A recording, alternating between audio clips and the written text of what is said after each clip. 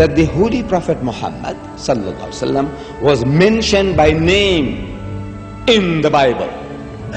I have read the Bible through many times. And others such as I have read it many more times. What has happened is this. The Old Testament, according to Christian authorities, was preserved in the Hebrew language. In the Old Testament, in the Song of Solomon, chapter 5, verse 16, in the Hebrew language, it reads, Hikko mamittakin vi kullo Muhammadim zahdudi vi zahra'i bainat Jerusalem. Song of Solomon, chapter 5, verse 16. The word Muhammadim is Muhammad, im, I-N-M. Im is a plural of respect in Hebrew. You see the first verse of the Bible, book of Genesis, chapter 1, verse 1. It says, in the beginning, God created the heavens and the earth. The word God in Hebrew there is Elohim. In Hebrew, El stands for God, Elah stands for God, Elohim is a plural form to say with awe, respect and reverence, plural of respect.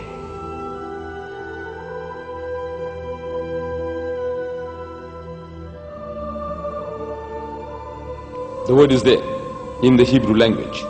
In the original, what they call original, it's there. But they have translated that in English as altogether lovely. So this beloved of mine is altogether lovely, says Solomon. You can't associate with the word Muhammad. You read it 1,000 times, altogether lovely, altogether lovely. Or let's say in another language, the praised one, the praised one. Muhammad means the praised one. But he said the praised one, the praised one. You can't think that he's talking about Muhammad, though Muhammad means the praised one. You have no right to translate names of people.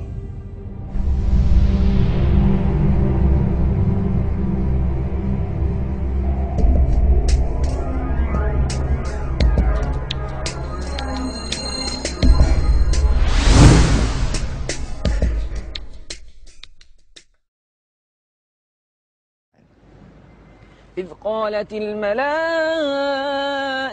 يا مريم إن الله يبشرك بكلمة منه اسمه المسيح عيسى بن مريم. The story of Jesus' birth is narrated in vivid detail in the Quran. As in the Bible, an angel tells Mary she is pregnant despite being a virgin. But the story of what follows then changes completely. In the Bible, Mary's role is limited to the passive mother of Christ. The Quran gives accounts of her ancestry, her birth, her childhood in the Temple of Solomon, and as mother of Jesus. She's the only woman mentioned by name in the Quran.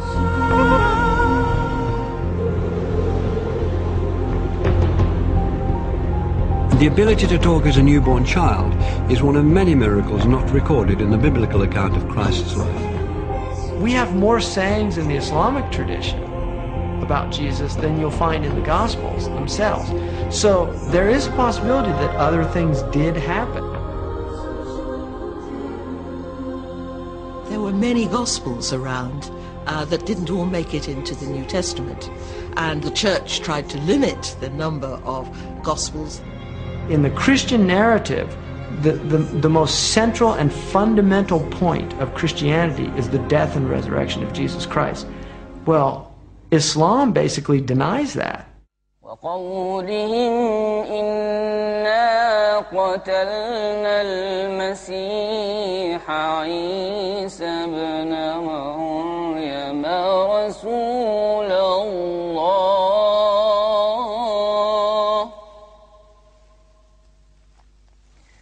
وما قتلوه وما صلبوه ولكن شبه لهم.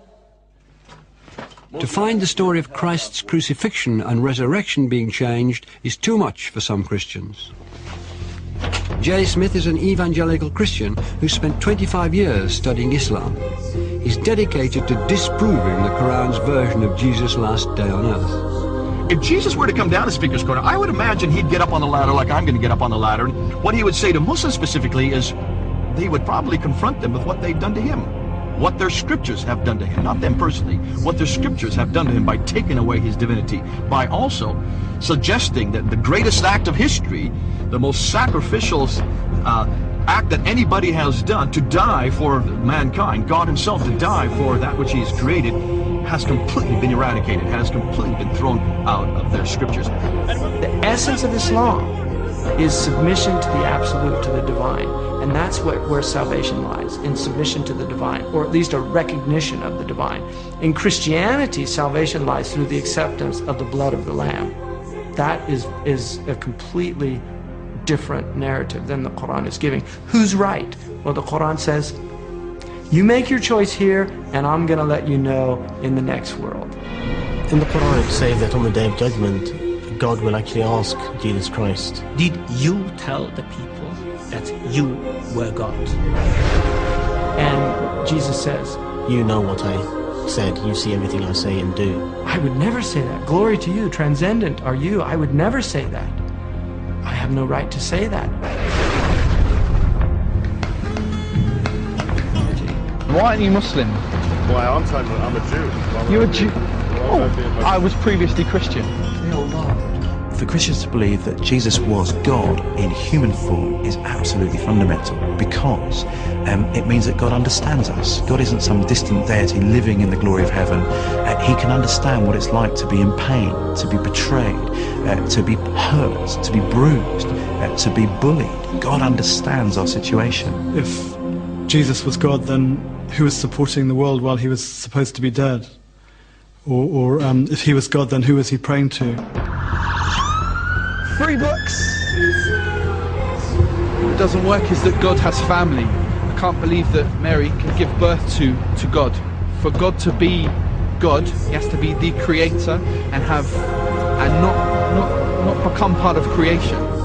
Officials act that anybody has done to die for mankind, God himself to die for that which he has created, has completely been eradicated. But God is not bound in the frame of reference. He's the creator of time. Time is a creation of God. Matter is a creation of God. These are transient entities. Transient entities cannot come into existence by themselves. So when we talk about frame of reference, we must clearly understand that every time we ask questions about God in time, knowing the future, we have to be very careful in how we're defining this terminology. For God's knowledge of the future, of my future, is absolute in his domain. He knows everything, but he's not bound in the time where he is experimenting himself, for he's not bound in space, time, or matter. Those are created entities which he has put into it. So for me to put him into it would be also very wrong.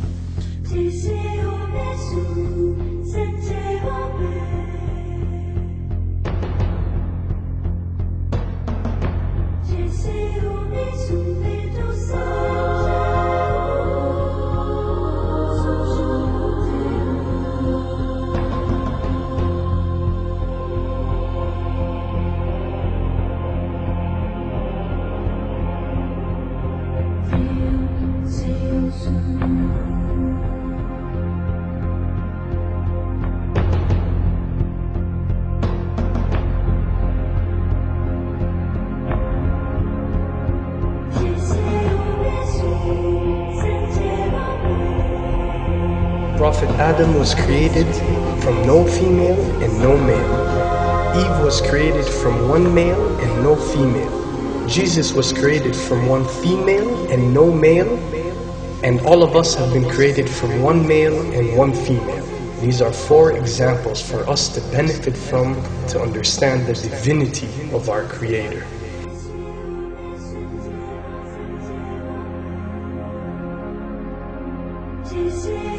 Then there is no difference that cannot be overcome between Christianity and Islam.